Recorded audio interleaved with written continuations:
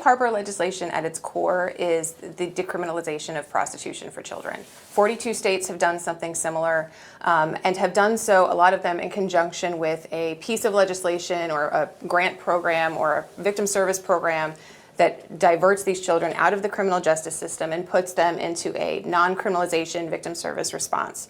So this bill in particular would decriminalize, for lack of a better word, non-criminalize, would allow safe harbor for child victims of human trafficking all the way up to age 18, because anyone under the age of 18 is a child. Anyone over the age of 18 by state definition is an adult.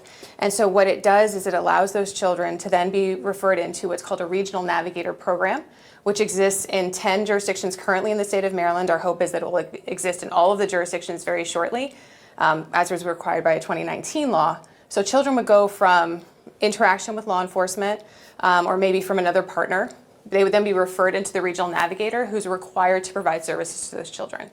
The other thing it would do is if a child's identified once they're in the system, so charged with something and then identified as a trafficking victim, that child could have that case dismissed and would then be referred into that regional navigator program. Nice. And I know Jean mentioned that the bill is expected to be voted on this week. When and kind of what's the latest on the bill and the progression, the likelihood of passing? Sure. So this year we are very hopeful that we're going to get this bill through. The House side, or the House Judiciary Committee, passed the bill out of committee. I think it was last week or the week before. It then got all the way through the House. The same bill is now being heard in the Senate. It was heard today, actually. So the hope is that we can get this bill voted on very quickly through committee and then onto the Senate floor. That's the goal. So as soon as that happens, I mean, anything could happen, but the hope is that we will have a bill that is successful this year. Mm-hmm.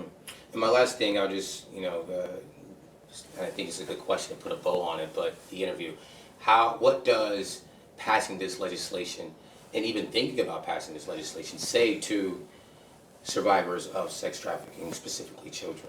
Yeah, that one's going to get me emotional.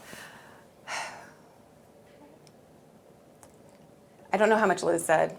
We've worked on this bill for 7 years at this point. She's been a part of it for a long time. And then there have been other survivors that have walked with us on this journey. I think for children who were in fact criminalized by the criminal justice system or victimized by the criminal justice system because they are victims, what I hope the message that this sends is that you are not a criminal. The act that's being committed against you is criminal, and that you are a survivor, and we see you and we hear you, and you should have access to these services.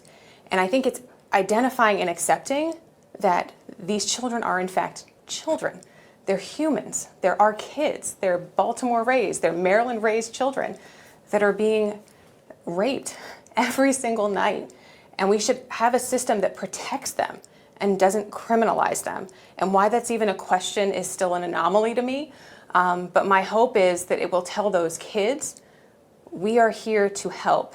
And we are going to start making a fairer system and a more just system for you. This is a first step of the process.